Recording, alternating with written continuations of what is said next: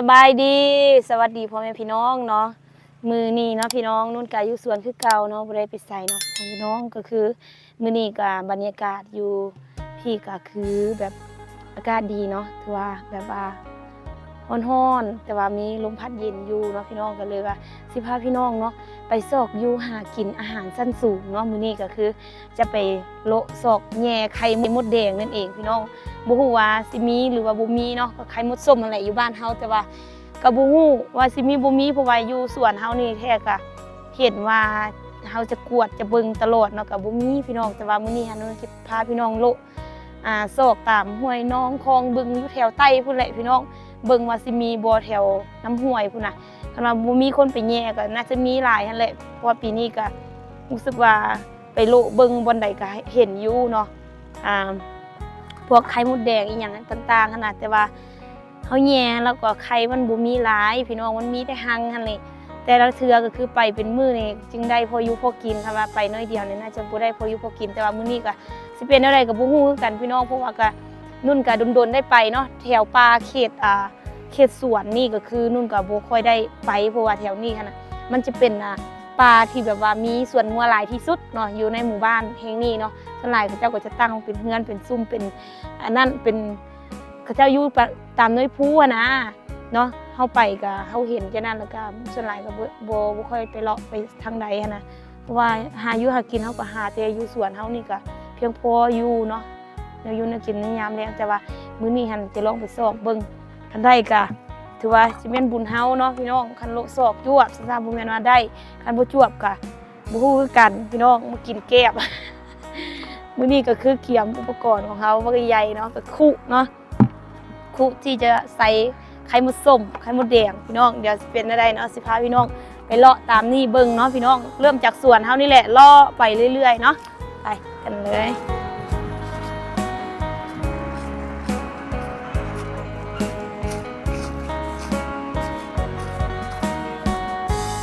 นี่เนาะพี่น้องอุปกรณ์ในการสิมาแย่ไข่มดแดงของเฮาธรรมดาซะที่ไหนแบกไม้นี่ก็คือเฮาตัดไม้ตั้งแต่สวนเฮาพุ่นว่าแถวนี้ก็คือมันจะเป็นหัวเป็นส่วนของคนอยู่ในหมู่บ้านนี่เนาะพี่น้องก็คือเขาเจ้าก็ปลูกอยู่แต่ว่าของคนอื่นเฮาก็บ่กล้าตัดเนาะตัดของตัวเองนี่มานี่ดีที่สุดเนาะแล้วก็เกี่ยมคู่นี่ปานว่าสิได้เป็นโหลนี่พี่น้องเนาะโอ้ยมีเด็กน้อยเขาเจ้าสิมาอาบน้ำอยู่ในหมู่บ้านนี่แหละโอ้ยพี่น้องดิไม่เชื่ออย่าลบหลู่นะโอ้เป็นหัวอย่างว่าเขาแขวนนี่เป็นดาย่านเนาะหัวอย่างหูมีตีนมีอย่างโอ้ยเฮ็ดเป็นซีโบนเลยกลัวมากนี่เฮาสิมาแย่ไข่มดแดงนี่เลยพี่น้องไข่มดส้มนะนี่โอ้ทางมือใหญ่เนาะอยู่แคมป์ห้วยน้ำพี่น้องอยู่ลุมนี่ก็จะเป็นห้วยน้ำเลยเด็กน้อยไปอาบน้ำทึดๆเนาะโอ้ยนี่หังหนึ่ง3 หังโอ้อันนี้ใหญ่เด้อแล้วก็พุ่น4 หังแต่ว่าอันนั้นมันหังเปล่าแล้วน่าจะบ่ได้แย่เนาะเป็นหังที่แบบว่ามันเป็นหังแบบมีใบไม้ที่แบบว่าใบไม้แห้งขนาดมันน่าจะบ่มีแล้วเพราะว่าตอนนั้นเคยแย่มันบ่มีเนาะแล้วก็เฮาจะไปโลดซอกแย่แต่หังที่แบบว่ามันใหม่ๆจังซี่เด้เห็นได้ว่ามันใหญ่ตุ่มจังซี่โอ้คือสิหลายเนาะไข่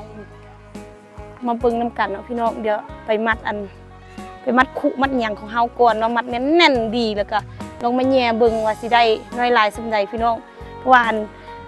เมื่อวานนี้เฮามาหันบ่เห็นอันนี้นะเฮาเห็นแต่2 หังนี่เพราะว่ามาเลาะซอกงัวแถวนี้นี่แหละพูไปภูว่าไกลๆเนาะพี่น้องเด็กน้อยอยู่ในหมู่บ้านของนู้นเนาะไปอาบน้ำเนาะก็คือเจ้าอาบน้ำทางนี้แหละอยู่ใต้นี่เป็นน้ำห้วยไปหาปลาได้หลายเนาะ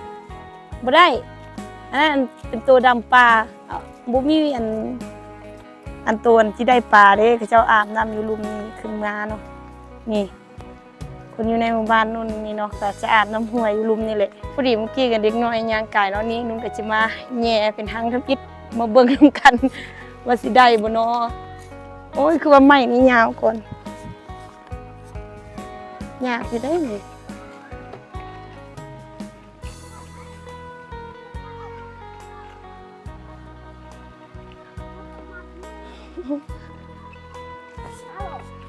ไม่นี่ยาวแล้วก็คด ยากเลยเนาะแย่วะแย่บ่ บ่เคยจับแม่กันจิแย่ไข่มดแดงจิได้บ่ได้บ่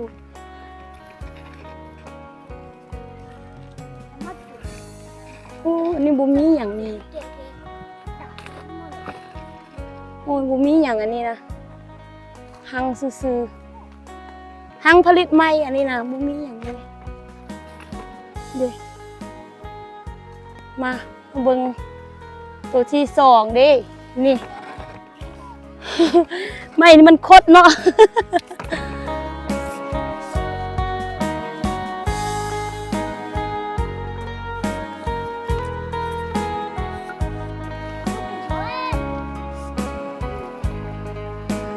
โอ้ยบ่ฮู้ว่าสิได้เนาะ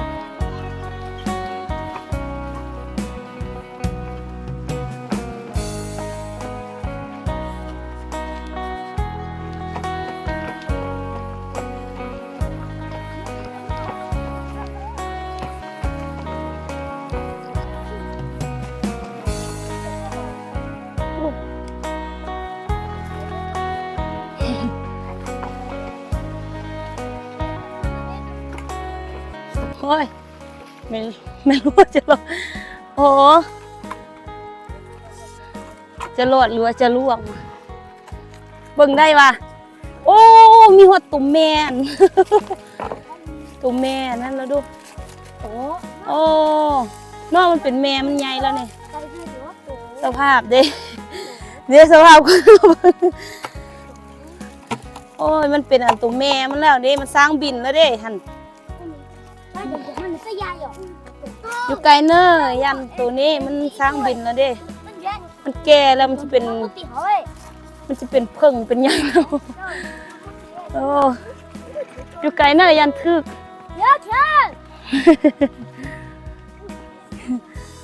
โอ้โหจีแย่อันตัวนั้นที่ได้เนี่ยนี่มันทึกตัวนี่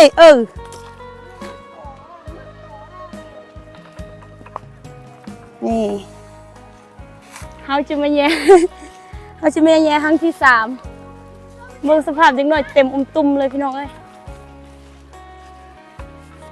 ไม่นี่มันคดนี่มันก็ยากนิดนึงเนาะเขาจะแย่ค่ะโอ้โห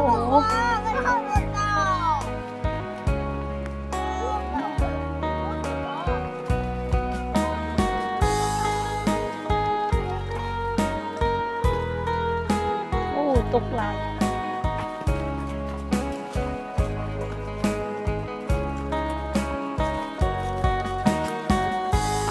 บนสภาพ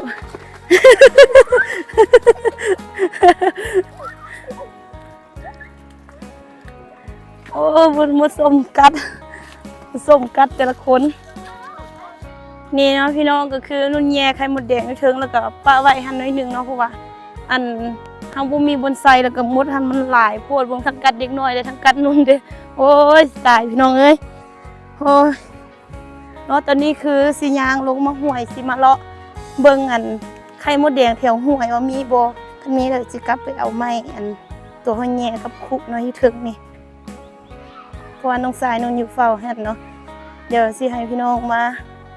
เบิ่งบรรยากาศในยามแลงอยู่น้ำห้วยอยู่บ้านนุ่นเนาะอยู่แถวอันสวนนุ่นโมเมนบ้านเนาะอยู่บ้านอยู่ลุมพุ่นอยู่บ้านยังอาบน้ำเหมือนตัวนี้แต่ว่าอาบอยู่ลุม อันนี้อาบอยู่ถึง นี่เนาะพี่น้องบรรยากาศในยามแล้งอากาศดีพี่นะเนาะฮ้อนอยู่แต่ฟ้าลมแห้งพี่น้องนี่มาหอดหอยน้ำแล้วนี่นะ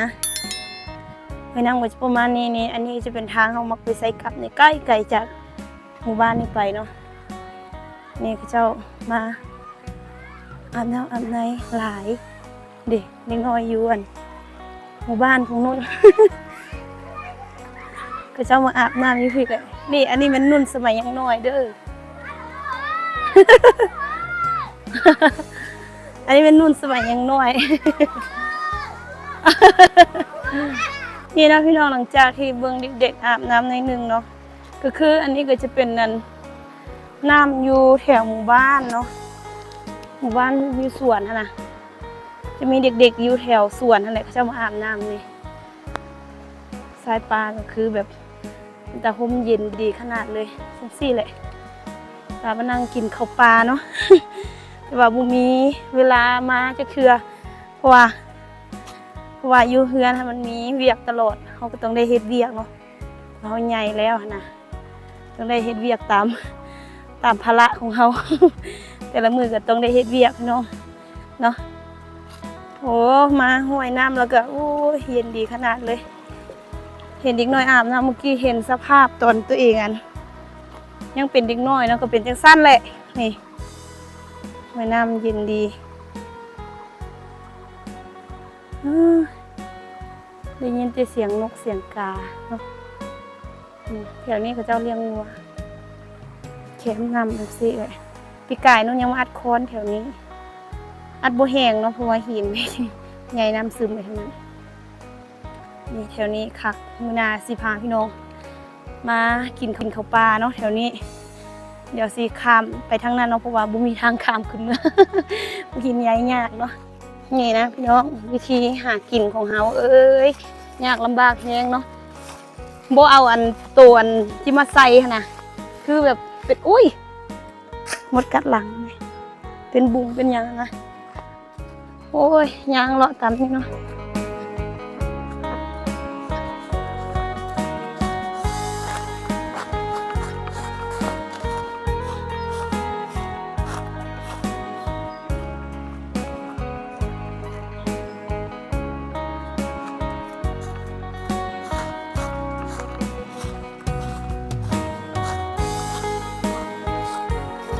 ว้าย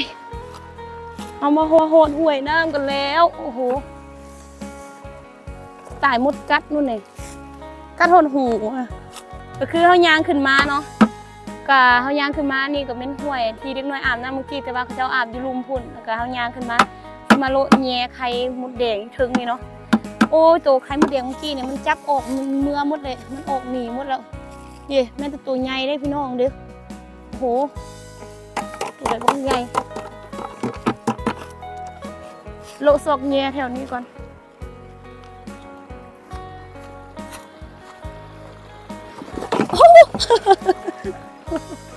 โอ้ยมดอันมันจะมดใหญ่แล้วก็มันเอาอันแบบพวกไข่มันอย่างออกไปเลยนะนี่เขามาจวบแล้วหังมดสมของเขาพี่น้องเอาสิมาแย่นี่ไก่นี่เนาะไม่นี่ก็ยาวเกินแย่ยากได้ไม่ยาวสิก่อนโอ้ยเนาะเอาเบื้องใดไปเบื้องใดปะเนี่ยเบื้องนี้มาลองเบื้อง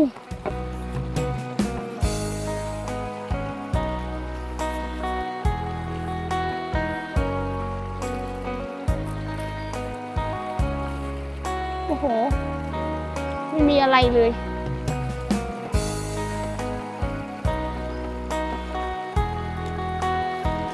เทมาละ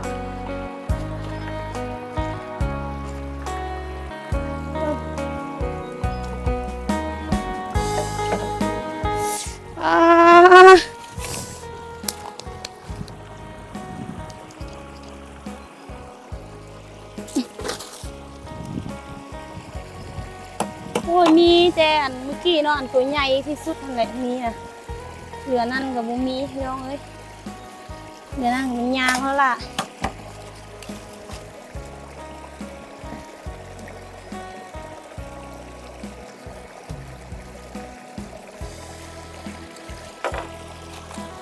โอ้หันตีมาอยู่พี่ก่อน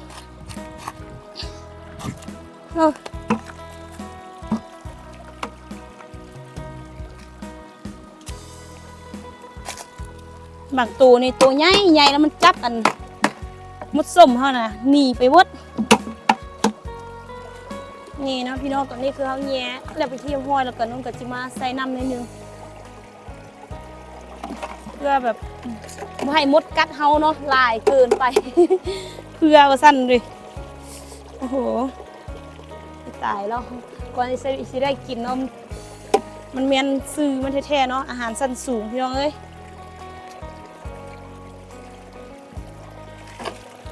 มันบ่ได้กินแบบง่ายๆได้นี่ได้กินแบบยากสุดแต่มดอยู่หั่นก็ตัวใหญ่ๆนี่ กัดจนโอ้โหจะว่า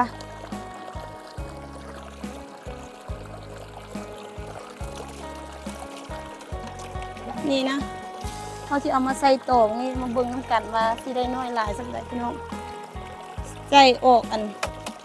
จะเป็นขี้เหงื่อเป็นยังไง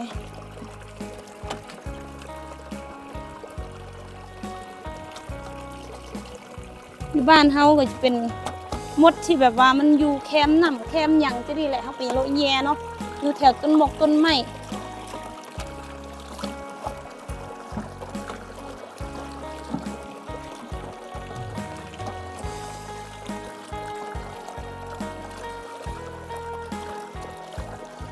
โอ้ยเนาะ จักสิได้กินก่อนเจ็บตูก่อนสิได้กินเนาะ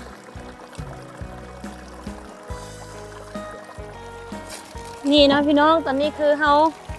ใส่เป็นที่เรียบร้อยเนาะคือ